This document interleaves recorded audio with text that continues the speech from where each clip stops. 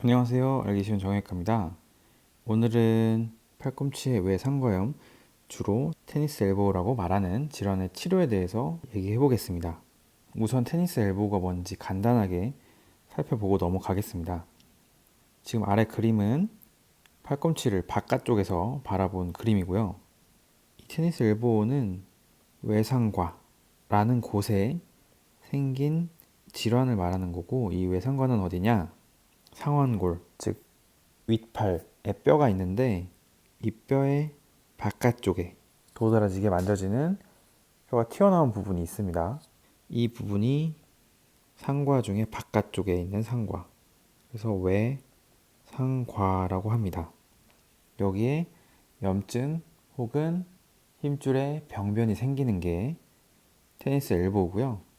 왜 여기에 그런 문제가 생기느냐? 그 문제가 되는 근육이 여기서부터 시작을 하기 때문인데요. 이 외상과에서부터 이 손목까지 이런 식으로 근육이 이어지고 이 손목 부분에서 이 근육이 붙게 됩니다. 이 근육은 주로 손목을 신전시키는 역할을 하는데 손목을 위로 제끼는 거를 손목 신전이라고 합니다.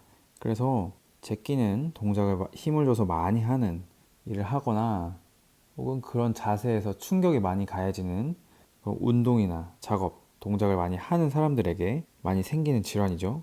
그래서 이 근육의 이 시작 부위인 외상과에 문제가 생기는 질환이다. 그게 테니스 엘보다 라고 아시면 되겠습니다. 근데 이 테니스 엘보에는 굉장히 다양한 치료들이 있습니다. 그 치료에 대해서 오늘 정리해 보려고 하는 거고요. 이 치료들이 뭐가 있는지 먼저 볼게요. 지금 제가 간단하게 적어 놨는데 엄청 다양하게 많습니다. 크게는 비수술적 치료, 그리고 수술적 치료로 나눌 수 있는데 수술은 하는 경우가 드물기 때문에 우선은 지금 비수술적 치료를 먼저 보시면 되겠고요. 비수술적 치료로 엄청 다양한 방법들이 있습니다. 스트레칭, 마사지, 강화 운동, 물론 이제 약도 있고요. 그 다음에 체해 충격파, 물리치료도 종류가 굉장히 다양합니다. 그래도 안 되면 이제 주사 치료도 생각을 하죠. PRP 주사, 이거는 이따 뭔지 설명을 좀 더 드릴 거고요. 스테로이드, 자가열 치료, 보톡스, 히알루론산을 주사한다. 여러 가지 치료들이 굉장히 많습니다. 이 치료들을 살펴보기 전에 우선 두 가지 질문에 대해서 답을 먼저 해볼게요. 지금 제가 먼저 말씀드릴 두 가지 질문이 있습니다.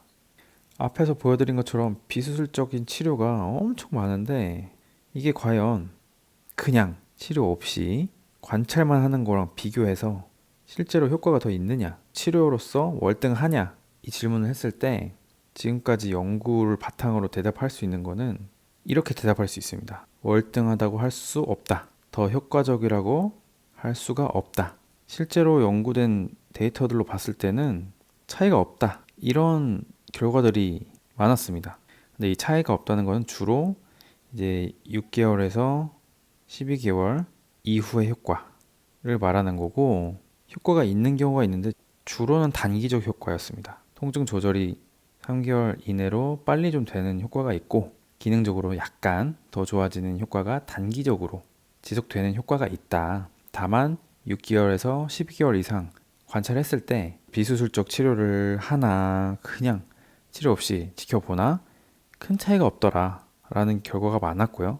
그 많은 여러 가지 치료 중에 가장 효과가 입증된 치료가 있느냐 라고 말하면 아직 확실히는 없다라고 말할 수 있습니다. 연구를 해보면 어떤 논문에서는 좋다, 어떤 논문에서는 별로 안 좋다. 이런 연구들이 다양하게 많기 때문에 아직 확실히는 가장 좋은 입증된 치료가 없다. 그래서 한 가지 입증된 치료가 없기 때문에 여러 가지 방법들을 이용해서 복합적으로 치료를 하게 됩니다. 운동도 해보고 물리치료도 해보고 안 되면 주사치료도 해보고 그러다가 정 안 되면 수술적 치료도 갈 수도 있고요. 그런 식으로 복합적인 치료까지 가게 됩니다. 우선 지금 말씀드린 두 가지 질문에 대한 답을 이해하시고 다시 돌아가서 치료에 대해서 하나하나 살펴보겠습니다. 비수술적 치료가 아직 정립된 게 없기 때문에 굉장히 다양한 치료가 있다고 말씀을 드렸고요. 이 중에서는 가장 흔하게 첫 번째 치료로 권유하는 것들은 스트레칭, 마사지, 강화 운동, 그리고 경우에 따라서는 진통 소염제를 추가하는 정도가 첫 번째로 많이 권유하는 치료입니다. 그리고 다양한 논문에서 가장 첫 번째로 치료를 이런 식으로 하는 게 적합하다라고 말을 하고 있습니다. 다만 이 치료들도 확실히 더 우월하다는 근거는 좀 부족한 상태입니다. 그 다음에는 체충격파 치료, 다양한 방법의 물리치료들이 있는데 이 치료들은 근거가 좀 부족합니다. 효과도 크게 입증된 바가 없어서 그다지 추천드리지는 않고요. 그래서 스트레칭이나 마사지, 강화 운동, 그리고 약을 먹었는데도 좋아지는 게 없다 그러면 그 다음으로는 보통 주사 치료를 권유를 합니다. 이게 이제 두 번째 치료가 될 수 있고, 이 주사 치료 중에는 최근에 들어 가장 근거가 많이 쌓이고 있는 치료는 이 PRP 치료입니다. PRP 치료라는 거는 영어로 플레이틀릿 리치 플라즈마, 혈소판 이 풍부한 혈장 치료라고 하는 거고요. 환자분의 피를 뽑아서 원심 분리를 해서 혈소판이 많이 들어있는 혈장 부분만 팔꿈치에 다시 주사를 하는 방법입니다. 이 PRP 주사 치료가 최근에는 여러 가지 논문에서 가장 효과가 그나마 낫다라는 연구들이 많이 쌓여서 주사 치료 중에서는 PRP 주사가 가장 권유되고 있는 상태고요.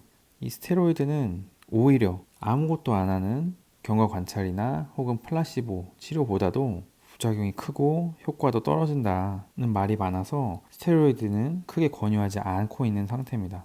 그 다음에 나머지 자가열이나 보톡스, 히알루론산 이런 치료들은 아직 근거가 부족한 상태입니다. 그래서 이 두 번째 주사 치료 중에서는 PRP 치료가 권유되고, 이전에 가장 처음에는 스트레칭, 마사지, 강화 운동이 가장 먼저 권유된다 라고 이해하시면 되겠고요. 이 수술은 1년 이상 열심히 비수술적인 치료를 여러 가지 했는데도 불구하고 치료에 실패했을 때 그나마 조금 고려를 합니다. 항상 수술을 하는 것도 아니고, 이 수술 자체도 통증 조절이 목적입니다. 이 수술도 근거가 사실 좀 부족해요. 그리고 절개를 하는 수술과 관절경을 하는 수술이 있는데 이 두 가지 중에도 뭐가 더 우월하냐, 뭐가 더 맞는 수술법이냐에 대한 것도 아직 정립이 되지 않고 있습니다. 전반적으로 다양한 치료들이 있지만 아까 초반에 말씀드린 두 가지 질문, 즉 경과 관찰을 그냥 단순히 하는 것보다 비수술적인 치료를 하는 게 월등하다고 더 효과적이라고 할 수도 없을 뿐더러 아직 효과가 입증된 치료도 확실히는 없는 상태라서 일단은 통증이 심한 상태에서 그걸 조절하기 위해서 여러 가지 복합적인 치료를 해보면서 경과를 보는 식의 치료를 하게 된다 라고 말씀을 드릴 수 있고요. 그 치료 중에는 그나마 가장 먼저 스트레칭, 마사지, 강화 운동을 권유를 하고, 그래도 안 되면 코야필구 주사를 해볼 수 있겠다. 그 외에 체충격파 물리치료 같은 거는 근거가 좀 부족하지만 다른 치료가 다 안 될 때도 여러 가지 복합적으로 사용할 수도 있다. 그리고 수술은 1년 이상 다른 비수술적인 치료를 복합적으로 다 했는데도 불구하고 실패했을 때, 그리고 통증이 너무 조절이 안 될 때 고려해 볼 수도 있다. 이 정도로 말씀드릴 수 있겠습니다. 그럼 오늘은 외상가염의 치료에 대해서 살펴봤고, 오늘은 여기까지 하도록 하겠습니다.